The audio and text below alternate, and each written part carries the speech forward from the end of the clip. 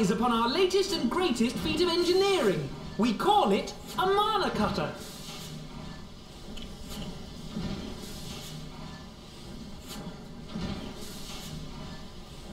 After you put down Gaius, Wedge and me struck out on our own for a bit, and started work on the successor to the tiny Bronco.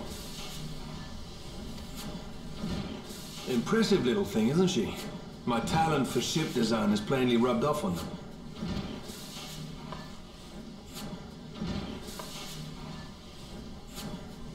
They've adapted the principles of corrupted crystal technology and constructed a mechanism which converts ether from its surroundings into elemental wind. Said wind is then harnessed by the specially engineered sails, providing the craft with propulsion and lift. All in all, a most elegant solution. I'm actually a little upset that I didn't think of it myself. The design does, however, come with one small flaw. The energy conversion ratio's bloody awful. To generate enough power to get you off the ground, you need to be in an area awash with predominantly wind-aspected ether. In other words, there are a few places you can fly, lots of places you can't. The new Ishgardian airship hasn't left the boys much time for tinkering, meaning it may be a while before this particular project takes off, if you'll forgive the pun.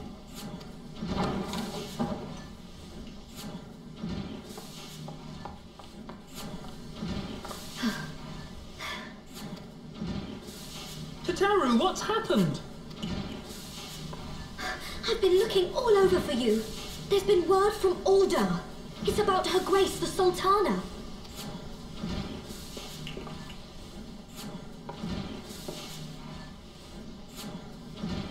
It seems you're required elsewhere. Leave the mana cutter with us. We'll see that she's airworthy and suitably equipped to slice through those winds.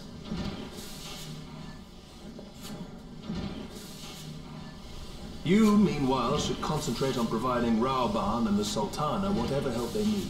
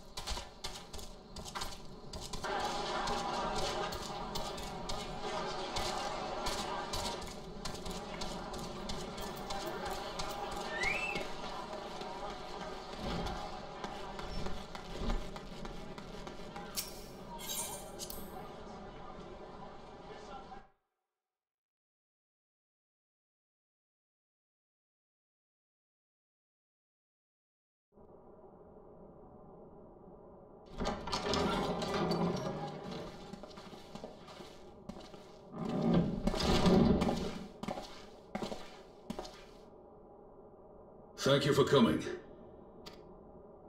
No thanks are necessary, General. I trust your recuperation continues apace. I cannot complain. Thanks to Higirian administrations, I've regained much of the strength I lost during my imprisonment.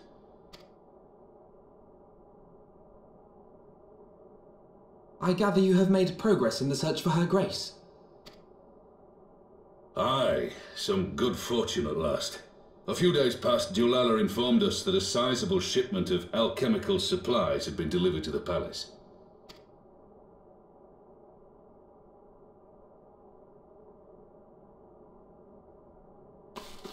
With Papa Shan's assistance, I set out to ascertain the source and nature of the shipment. My inquiries led me to Frondale's frontistery. There I learned that an order had been placed for a curious substance designed to sustain patients trapped in death-like slumber.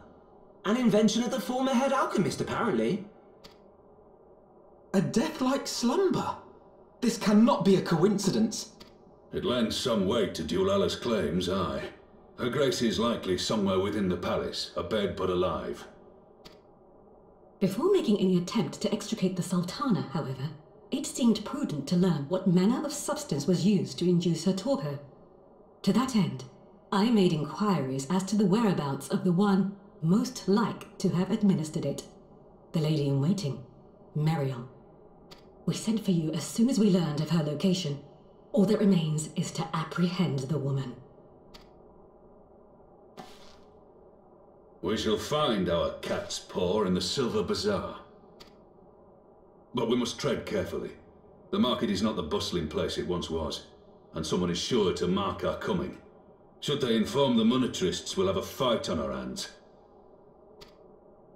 We must be prepared for the worst, and being short an arm, I thought it wise to take another in its stead.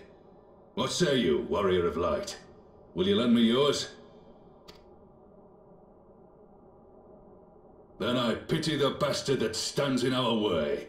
Come, my friends, for Nanamo and for Ul'dah!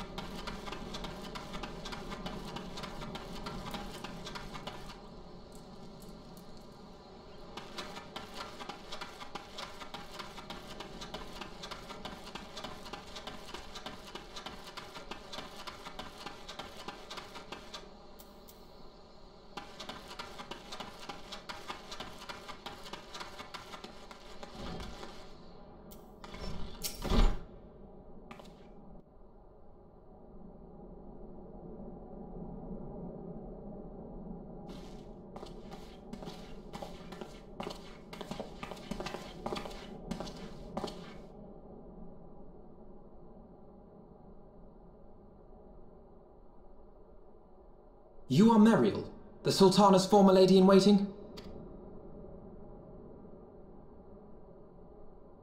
I know no one of that name. Pray excuse me.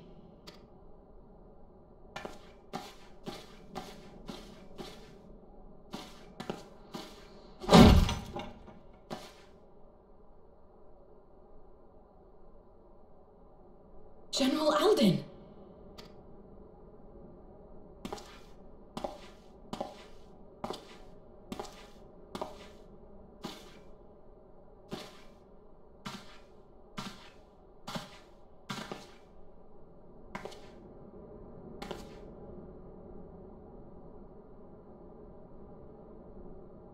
We will have the truth from you, girl.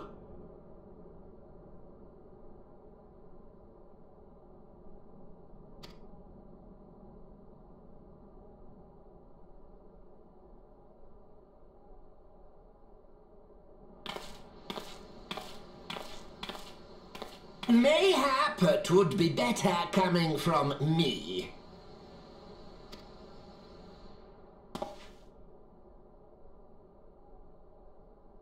Lonorito, you best talk fast. As you know, Teleji Adeleji's Cartano reclamation bill was no more than a facade. A means to get his grubby little hands on that Allagan monstrosity Omega. When he learned of Nanamo's intention to abdicate, however, he was forced to amend his plans. Suddenly, assassination seemed the most promising way to further his ambitions. I am told Teleji had discovered a maid in whose veins ran the blood of House Thorn, a new, more pliable puppet to sit the throne. 'Twould have caused an uproar, of course, but few could have contested her claim.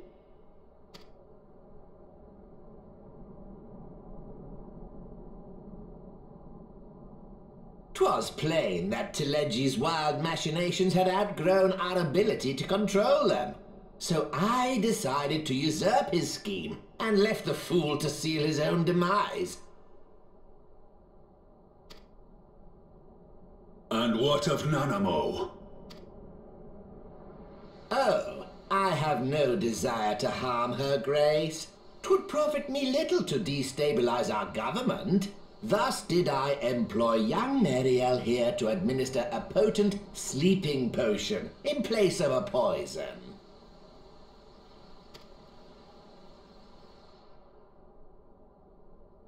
You should know, General, that your dear friend Ilberd was fully aware of my plan.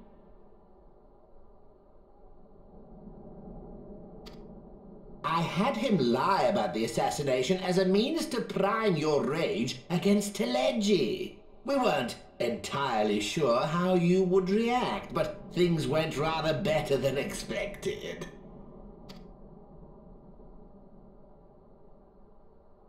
You conniving little worm! You had your claws in the Crystal Braves before their first recruit had sworn to serve!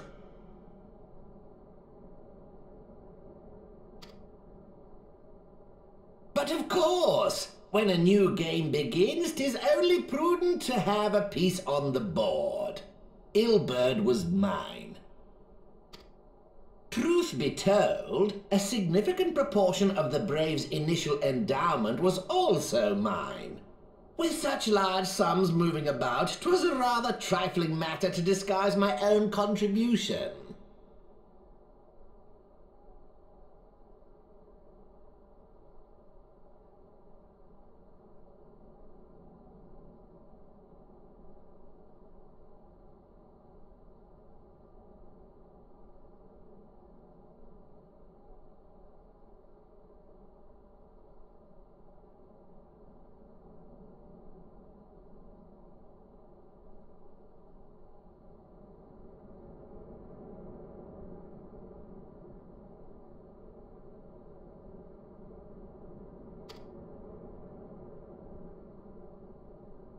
Ah, Ilberd.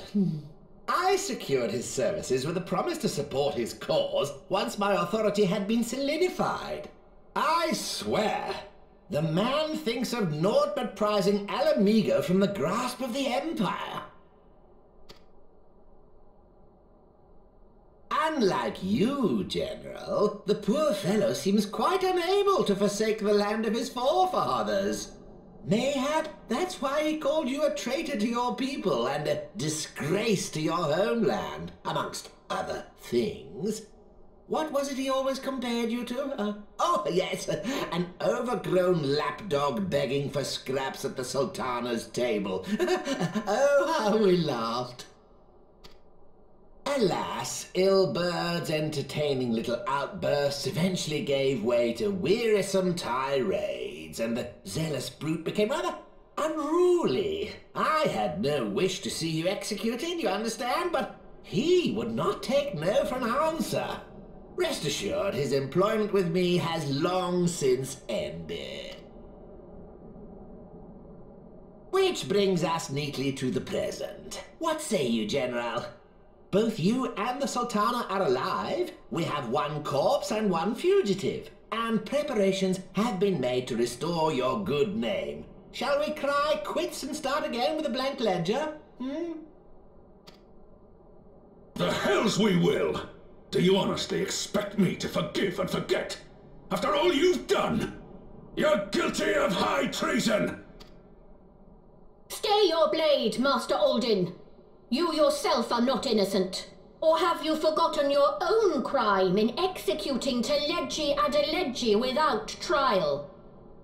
Though you acted out of loyalty to the Sultana, such deeds are in violation of both the word and spirit of the law.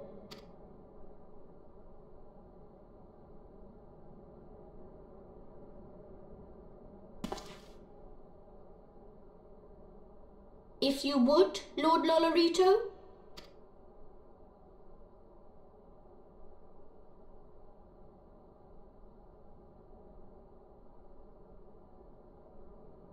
This potion will wake the Sultana from her slumber. Consider it a gesture of conciliation. You will find her grace resting comfortably within her private chambers. Should you doubt my word, I shall willingly accompany you to the palace as your hostage.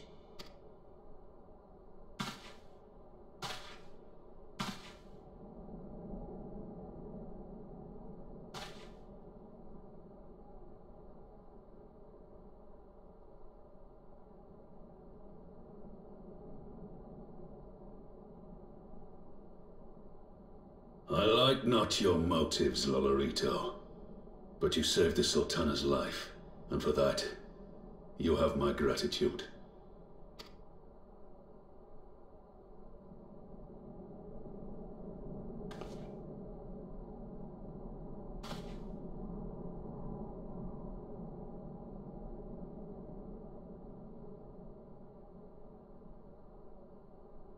Rauban Aldin, you are hereby reinstated as General of the Immortal Flames.